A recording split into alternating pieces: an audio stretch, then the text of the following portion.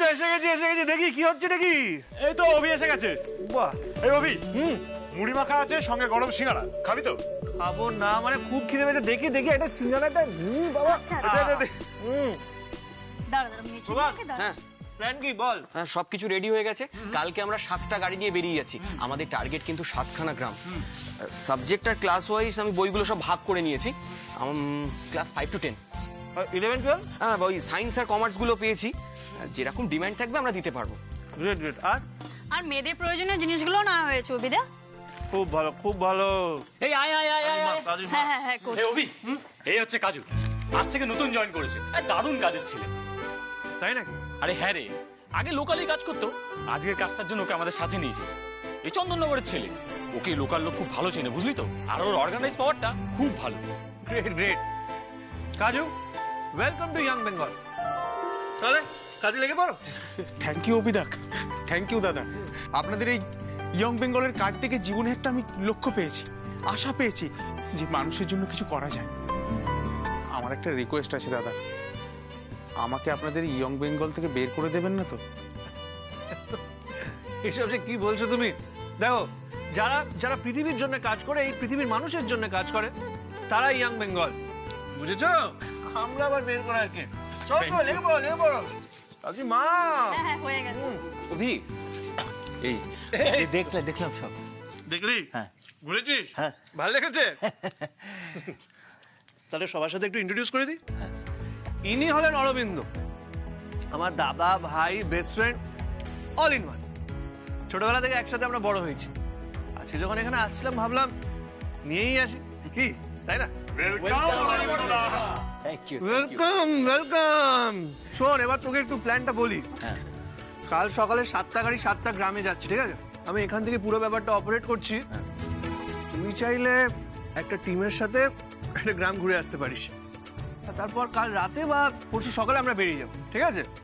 সে ঠিক আছে, তা আমি বলছিলাম আমি এখানে থাকি না তোর সঙ্গে। ও, আমার সাথে থাকবি? হ্যাঁ ঠিক আছে, থাকবি আমার সাথে। একটু মুড়ি মাখা খাবি তো? আয়। আরে বাবা, মুড়ি দে। হুম।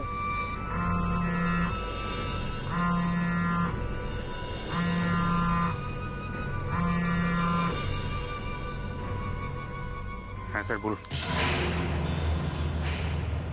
কে এন্ট্রি নিতে পেরেছিস? পুরো মাখন। আমি এখানে আছি স্যার। অভিমন্যু আচার্যের সঙ্গে পরিচয়টা হয়ে গেছে। Very good. শোন, তোকে অভিমন্যুর সব থেকে কাছের আর সব থেকে বিশ্বস্ত হয়ে উঠতে হবে। তারপর তোর হাত দিয়েই অভিমন্যু আচার্য আর ইয়ং বেঙ্গলের রেপুটেশন নষ্ট করবো আমি। সমাজ সেবার ভূত তোর ঘাট থেকে কিভাবে নামাতে হয় সেটা আমার খুব ভালো করে জানা আছে, খুব ভালো করে।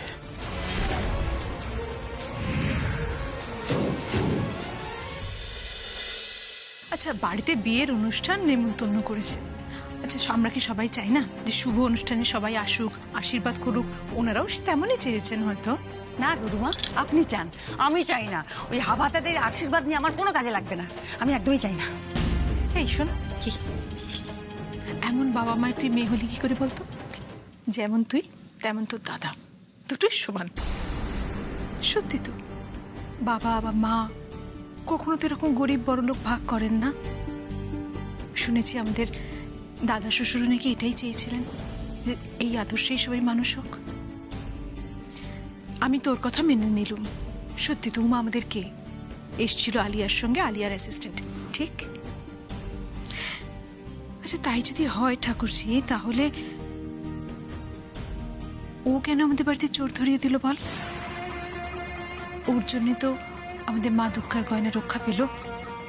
আর যেদিনকে তোরা সবাই মন্দিরে গেলে, ওই মেয়েটাই প্রাণপণে ছুটে গিয়ে ওষুধ নিয়ে এসে রিকিয়াকে সুস্থ করে তুলল। আর যেদিনকে প্রথম এই বাড়িতে পা দিয়েছিল মা, ও কিন্তু নিজের কথা না ভেবে ওইভাবে লাফিয়ে পড়ে মিষ্টিকে বাঁচিয়েছিল। এগুলো কেন করলো বলতো? আর কিছু ছেড়েই দে, এই কৃতজ্ঞতা বোধটুকু তো আমাদের থাকা উচিত। তার জন্য তো একবার যাওয়া উচিত। বৌদি ভাই, তুই সত্যিই মানুষ চিনিস না। আচ্ছা, এই যে এরা কাজের লোকরা আসে বাড়িতে, মানে এই ধরনের লোকেরা যারা ওখান থেকে আমাদের থেকে একটু হয়তো নিচু তলার মানুষ, তাদের বেশিরভাগের ক্ষেত্রেই কেন বলতো ওরা করে এগুলো, এই ভালো মানুষ এগুলো দেখায়? কারণ কাজটা টিকিয়ে রাখতে হবে। তুইও ঠাকুরজি পারিস ও। ঠাকুরজি ঠাকুরজি করছিস বলতো? তোর মাথায় ঢুকছে না এই কথাটা? ওরা কেন নেমন্তন্ন করেছে? ওরা নেমন্তন্ন করেছে কেন, আশপাশের মানে ওদের পাড়ার লোকেদের কাছে ওরা জাহির করবে যে এরকম একটা আচার্য ফ্যামিলির সঙ্গে ওদের দহরম মহরম। বুঝতে পারছিস না? ওদের তো তাতে সুবিধে, লাভ। আমি তো বলে দিচ্ছি, আমি তো যাবই না। শোন, ওদের যা উদ্দেশ্য, সেই উদ্দেশ্য সফল করার জন্য একটা দামি ভালো গিফট দিয়ে দিলেই তো হলো, তাতে ওরা খুশি হয়ে যাবে, আর কিছু লাগবে না রে। তারা একদম ঠিকই বলছে। এই ব্যাপারে তো তুমি ওকে সাপোর্ট করবেই। হ্যাঁ, করবোই তো, আলবাত করবো। আমারও খারাপ লাগতো যদি আমার কর্মচারী বিয়েতে আমার বাড়ির সদস্যরা গিয়ে উপস্থিত হতো। এই ছোট ছেলের রোগ গায়ে লাগিয়ে না তো প্লিজ। বাবা ছাড়া না, উম্মাকে নিয়ে কেন পড়ে আছি আমরা? যেটা বলতে এসেছিলে সেটা বলো না। হ্যাঁ অমৃতা, ভালো হলো তারাও এখানে আছে। দেখো, আলিয়ার সাথে বিয়ে করতে অবিকে যে করে হোক আমাদের রাজি করাতেই হবে। হ্যাঁ মা, করাতে হবে মানে করাতেই হবে। এমার্জেন্সিটা বোঝো। এমার্জেন্সি মানে? কিসের এমার্জেন্সি? আমরা এখানে থাকবো তো? হ্যাঁ, সব এক জায়গাতেই ব্যবস্থা করেছি। এই মুহূর্তে এর থেকে ভালো আর কিছু করতে পারলাম না রে। আরে এটাই বেস্ট, কেন তো চিন্তা করছিস? Thank you. ঠিক আছে, বলছি আমি একটু ওদিকটা দেখি তাহলে। হ্যাঁ ঠিক আছে, আসছি। এ অভি, তুই এখানে থাকতে পারবি? কেন পারবো না? অবভিয়াসলি পারবো। তুই না মাঝে মাঝে কি কথা বলিস আমি বুঝতে পারি না, জানিস তো? তুই জানিস তুই কত বড় ফ্যামিলির ছেলে? তুই অত বড় বাড়িতে থাকিস আর তুই নির্দ্বিধায় বলে দিচ্ছিস যে তুই এখানে এভাবে থাকতে পারবি? আশ্চর্য। তুই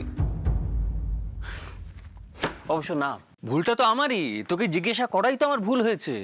আরে তুই তো তোর বুড়ো দাদুর আদর্শে শিক্ষিত। তিনি নিজে একজন স্বাধীনতা সংগ্রামী ছিলেন, তারপরে মানুষের জন্য কত কাজ করেছেন। আর দেখো ভি, এই যে তোর সেবামূলক কাজ, তারপর যারা গরিব বাচ্চা তাদের জামা কাপড় দেওয়া, বইপত্র দেওয়া, এগুলো তো ওনার কাছ থেকেই শেখা। ঠিক বলেছিস, বুড়ো দাদু সত্যি আমার ইন্সপিরেশন রে। সবসময় বলতেন সবাই ইকুয়াল, টাকা পয়সা দিয়ে মানুষকে কখনো বিচার করবি না, যারা পিছিয়ে আছে তাদেরকে এগিয়ে দিবি। আচ্ছা অরবিন্দ, তুই বল, এই পৃথিবীতে কোটি কোটি মানুষ এই সামান্য কিছু নিয়ে বেঁচে আছে, আর সব সুযোগ সুবিধা কার কাছে আছে? যাদের কাছে টাকা আছে, যারা টাকা পয়সাকে কুক্ষিগত করে রেখে দিয়েছে। কেন অরবিন্দ, কেন এরকম হবে? এই সিস্টেমের এগেনস্টেই তো আমার লড়াই। ব্যাস।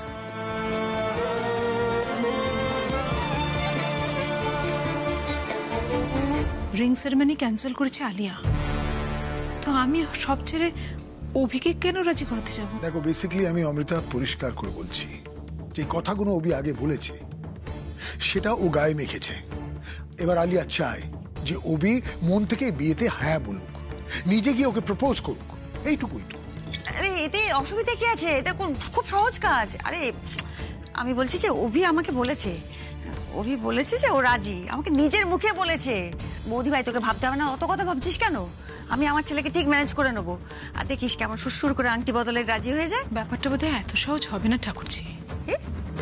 সহজ হবে না কেন? তুই আমার থেকে বেশি চিনিস নাকি অভিকে? হয়তো এই ব্যাপারটাই চিনি। আচ্ছা যাকে, তুই আমার কথাটা শোন না। তুই আমার কথাটা শোন, আমি জানি অনেক সময় অনেক কিছু তুই ওকে জোর করে রাজি করিয়ে নিতে পারিস, করেওছিস। আমি কি কখনো তোকে কিছু বলেছি? কিন্তু ঠাকুরজি, এটা তো অন্য সবকিছুর থেকে একদম আলাদা। এটা বিয়ের ব্যাপার, সারা জীবনের ব্যাপার, পুরো গোটা জীবনের সঙ্গে জড়িয়েছে এই সিদ্ধান্তটা। ধর আমি আমি বলছি, তোর কোথাও রাজি হয়ে গেল, মাম্মামের কথা ফেলতে পারবে না বলে ও রাজি হয়ে বিয়ে করেও নিল, কিন্তু বিয়ের পর যদি কোনো সমস্যা হয় তখন তো আমার ছেলের জীবনটা। বৌদি ভাই, আমার ছেলে তো।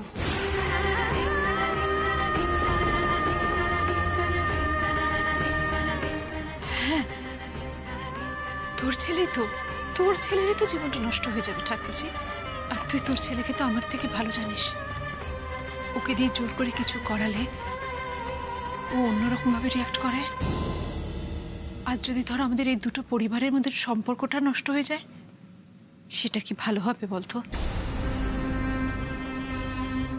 কি কি করতে বলছিস তুই এখন আমাকে? শুধু তুই কেন, আমাদের সকলেরই ভাবা উচিত যে ওরা বড় হয়েছে ঠাকুরজি, ওদের জীবন ওদের সিদ্ধান্ত নিতে দিয়ে আমরা বড়রা আমাদের মতামতকে ওদের উপর চাপিয়ে দেব না। ওরা সিদ্ধান্ত নিক না ওরা কি করতে চায়। হ্যাঁ, এখন দুটো বাচ্চা ছেলে মেয়ে এত বড় সিদ্ধান্তটা নেবে, আর আমরা বড়রা দাঁড়িয়ে দাঁড়িয়ে দেখবো ওরা ভুল করছে কিন্তু কিচ্ছুটি বলবো না, তাই তো? ঠিক আছে, তোর ছেলে তো, তোর ছেলের ব্যাপারে আমি আর আজ থেকে একটা কথাও বলবো না, ঠিক আছে তো? কি ব্যাপার? আমার কথাটা শোন ঠাকুরজি, শুনে যা। আরে আমার কথাটা বোঝাও, তোমার বোনকে একটু বোঝাও। অভি বড় হয়েছে, ওর ইচ্ছেটাকে জোর করে তো ওর উপর এভাবে বারবার চাপিয়ে দেওয়া যায়? তারাকে বুঝিয়ে কোনো লাভ নেই, কারণ ও এটাই বুঝতে পারছে না ওর পদ্ধতিটাই ভুল। এইভাবে বারবার ইমোশনালি ব্ল্যাকমেল করে অভিকে দিয়ে কোনো কাজ করানো যাবে না। ভালো হয়েছে ও চলে গেছে, কারণ তোমার সাথে আমার কিছু জরুরি কথা আছে। হ্যাঁ মা, বাবা তুমি মাকে ভালো করে বোঝাও, আমি বাইরে আছি।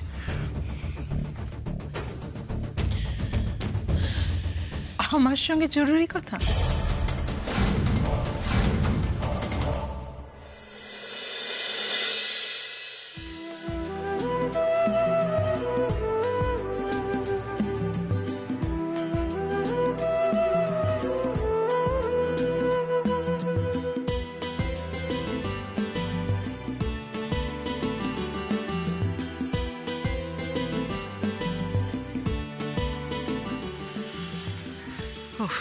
মা, এসে গেছি আমরা। কি গো, তোমাদের নেমন্তন্ন সারা হলো? হ্যাঁ মা, হলো। ও ছুটকি, এক গ্লাস জল দে মা। এই ছোটদি, বাইরেটা কি সুন্দর সাজিয়েছে না? আমিও দেখলাম, কি সুন্দর লাগছে বল। হ্যাঁ, এই মায়ের জলটা আনি, দাঁড়া। যা যা যা। সত্যি এত আলো, এত আয়োজন সব একদিনই শেষ। বিয়ের দিন সকালবেলা দধিমঙ্গল, তারপরে জল সইতে যা, তারপরে গায়ে হলুদ, তারপরে বিয়ে, ব্যাস। তোমাদের দেরি হচ্ছিল দেখে না খুব চিন্তা করছিলাম। এদিকে তো জিনিসপত্র সব এসে গিয়েছিল। সব জিনিস এসে গেছে মা? ওই ওয়াশিং মেশিন টেশিন? হ্যাঁ, আমি পুলককে দিয়ে বরের বাড়িতে পাঠিয়ে দিয়েছি। ভালো করেছেন মা, আমিও ভাবছিলাম ওই পুলককে ফোন করব, জিনিসগুলো কখন আসবে না আসবে, ও বাড়িতে আবার পাঠাতে হবে তো। মা, সব ভালো করে লিস্ট মিলিয়ে নিয়েছেন তো? হ্যাঁ মা, একদম সবকিছু লিস্ট মিলিয়ে দেওয়া হয়েছে। না হলে তো এতক্ষণে হয় ওদের বাড়ি থেকে কেউ চলে আসতো, নয়তো ফোন করে বিভিন্ন রকম অভিযোগ করতো, এই দেওয়া হয়নি ওই দেওয়া হয়নি, করতো না?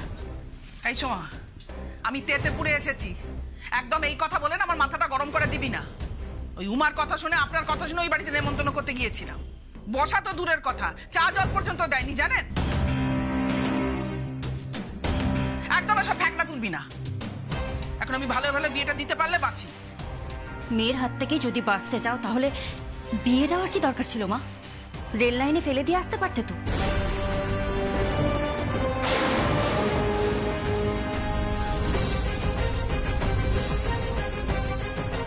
তাহলে তুমিও বাঁচতে আর আমিও বাঁচতাম। সোমা, বৌমা,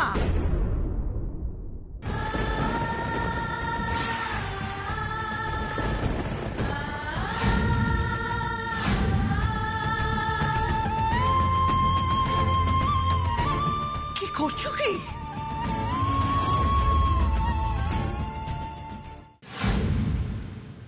কি বলছো কি এটা? যেটা সত্যি আর যেটা তোমাকে করতে হবে সেটাই বলছি। না না না না, আমি আমার ছেলের সঙ্গে কোনো মিথ্যে নাটক করতে পারবো না। করতেই হবে, এছাড়া আমাদের কাছে কোনো উপায় নেই। অমৃতা, বোঝার চেষ্টা করো। কেন নেই? একবার আলিয়াকে বলো না অভির সঙ্গে কথা বলতে। কথা বললেও তো একটা রাস্তা বেরোয়। কথা বলে কোনো লাভ নেই অমৃতা, আমি বলছি কথা বলে কোনো লাভ নেই। কারণ আমার বিশ্বাস এই যে কথাগুলো আলিয়া বলছে এটা ওকে দিয়ে আমাদের অভি বলাচ্ছে। অভির কথায়? হ্যাঁ। না, এটা হতেই পারে না। অভি ঘুরিয়েছে, আমি তোমাকে বলছি, আমি অভির মাইন্ড রিড করতে পারছি। ও আসলে যেটা নিজে করতে চায় সেটা আলিয়াকে দিয়ে করাচ্ছে। কিসের বেসিসে তুমি এই কথাটা বলছো? তোমার কাছে কি কোনো প্রমাণ আছে? দেখো, এতগুলো বছর আমি ব্যবসা করেছি, এত মানুষের সাথে মিশেছি, আমি কোথাও না কোথাও মানুষের মাইন্ড রিড করতে পারি। আলিয়া যে বিয়ে নিয়ে এতটা এক্সাইটেড ছিল, সে হঠাৎ একদিন এসে সবার সামনে ডিক্লেয়ার করলো যে ওই এঙ্গেজমেন্টে ইন্টারেস্টেড না। তাহলে মানেটা পরিষ্কার হয়ে যাচ্ছে না? পুরো চালনাটা, মাস্টার মাইন্ডটা অভি যেটা আসলে চেয়েছিল সেটা ও আলিয়াকে দিয়ে বলিয়েছে। আর এটা যদি সত্যি হয় তাহলে কিন্তু আমরা বড় বিপদে পড়ব। কিসের বিপদ? সঞ্জয় বাবু হুমকি দিয়ে গেছে, যদি এই বিয়েটা না হয় আমাদের শোরুম, আমাদের একাডেমি সবকটা উনি বন্ধ করিয়ে দেবেন, লাইসেন্সটাই ক্যান্সেল করবেন। কি? হ্যাঁ।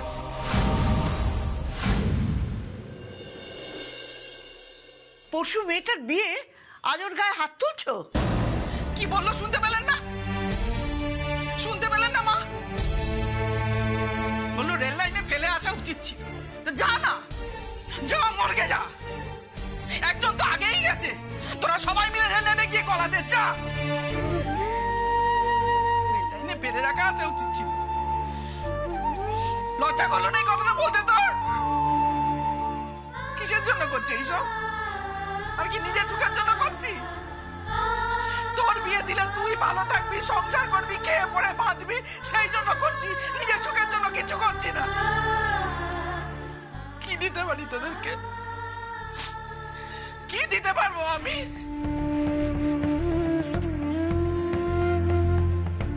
বিয়ে দিয়ে ভালো রাখা ছাড়া আমার আর কোনো ক্ষমতা নেই, আর কোনো ক্ষমতা আমার নেই।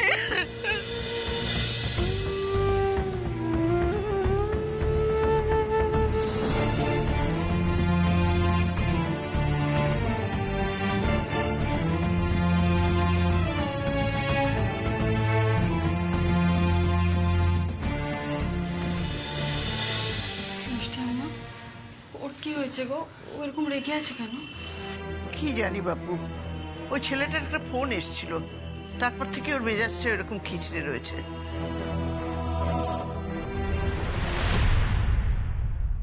সঞ্জয় বাবু ওপেনলি অনুরাগের সামনে আমাকে থ্রেট দিয়ে গেছে। এই যে তিনটে একাডেমি, তিনটে শোরুম, সব লাইসেন্স সে ক্যান্সেল করে দেবে। তখন কি হবে? হ্যাঁ,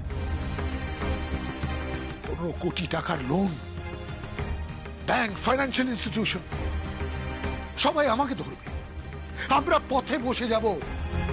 যখন এই ব্যবসাটা আমি টেক ওভার করেছিলাম কি ছিল? একটা ছোট্ট ওয়ার্কশপ, সেখান থেকে একটা বড় সাম্রাজ্য তৈরি করেছি আমি। আমার ছোট ছেলের ভুল সিদ্ধান্তের জন্য আমি সবকিছু তছনছ হতে দেব না, কোনোভাবেই না। তোমাকে অভিকে রাজি করাতে হবে। ও আলিয়ার কাছে যাবে এবং বলবে সে আলিয়াকে বিয়ে করতে চায়। আমি বুঝতে পারছি তুমি এতটা টেনসড কেন হয়ে আছো, কিন্তু আমরা বাবা মা তো, ছেলের দিকটা একবার ভাববো না? হতে তো পারে যে ও হয়তো আলিয়াকে স্ত্রী হিসেবে ভাবতে পারছে না। তোমাকে ওকে বোঝাতে হবে। তুমি তো বাবা, তাহলে তো তোমার এইটা বোঝা উচিত তোমার ছেলেকে দিয়ে জোর করে কিছু করানো যায় না। সেখানেই তো তোমার ভূমিকা। তুমি ওকে কনভিন্স করবে যে ও আলিয়াকে যেন বিয়ে করে। মা সব করতে পারে, তাই তুমি চাইছো মা হয়ে ছেলের সঙ্গে অসুস্থ হওয়ার নাটক করব? হ্যাঁ। আমি পারবো না, আমি কিছুতেই পারবো না। আমার ছেলের সঙ্গে আমি কোনো অন্যায় করতে পারবো না। তোমাকে পারতেই হবে, আমাদের কাছে কোনো অপশন নেই, এটা কোনো চয়েস না। আমি বুঝতে পারছি ছেলের প্রতি তোমার একটা দায়িত্ববোধ আছে, এই ফ্যামিলির প্রতি তোমার কোনো দায়িত্ব নেই, আমার ব্যবসার প্রতি তোমার কোনো দায়িত্ব নেই। হ্যাঁ, আমার সবার প্রতি দায়িত্ব আছে, এই বাড়ির প্রত্যেকটা মানুষের প্রতি, তোমার ব্যবসার প্রতি আমার দায়িত্ব আছে। আমার ছেলের প্রতি নেই? নিশ্চয়ই আছে। তাছাড়া তোমার স্বামীর প্রতি কোনো দায়িত্ব নেই? নিশ্চয়ই। তাই সেই স্বামী আজকে আমাকে শেখাচ্ছে ছেলের সঙ্গে ছলনা করতে। কখনো তুমি এটা ভেবে দেখেছো? ছেলে যখন এটা বুঝতে পারবে যে তার মা তাকে মিথ্যে কথা বলেছে বাকি সবাইকে ভালো রাখার জন্য, তখন তার মনের অবস্থাটা কি হবে? তাতে আমার কিচ্ছু এসে যায় না।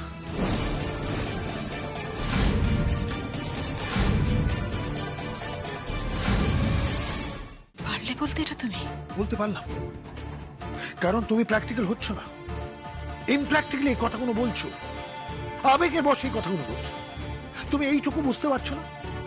আলিয়ার সাথে যদি ওর বিয়ে হয়, আলিয়া কার মেয়ে? স্পোর্টস মিনিস্টারের মেয়ে। ওর ভবিষ্যৎ তো সিকিউর হয়ে গেল। ওকে তো আর অন্যদের মতো স্ট্রাগল করতে হবে না। ও যা যা বেনিফিট পাবে আর কেউ পাবে? প্লিজ অমৃতা, এই আমি হাত জোড় করছি, আমার জন্য, অভির জন্য, তোমার এই সংসারের জন্য, আমার এই ব্যবসার জন্য তোমাকে এইটুকু করতেই হবে। Please do it, please.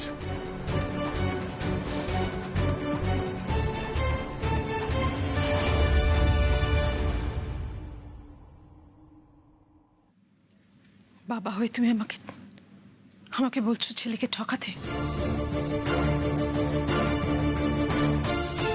শুধু আমার ছেলে আমাকে বিশ্বাস করে বলে আমি মা হয়ে ওকে ঠকাবো? তুমি কেন বুঝতে পারছো না? আমি মা, আমি বুঝতে পারছি এই বিয়েটা ওদের জন্য সুখের হবে না। আজ শুধু বাড়ির বাকিদের জন্য, এই ব্যবসা টিকিয়ে রাখার জন্য, তোমাদের এই প্রতিপত্তি বজায় রাখার জন্য আমার ছেলের জীবনটা নষ্ট করে দিতে বলছো? জানি এই বিয়ে করে ওর সুখে থাকবে না, তাও মা হয়ে ওর উপর জোর করে চাপিয়ে দিতে বলছো?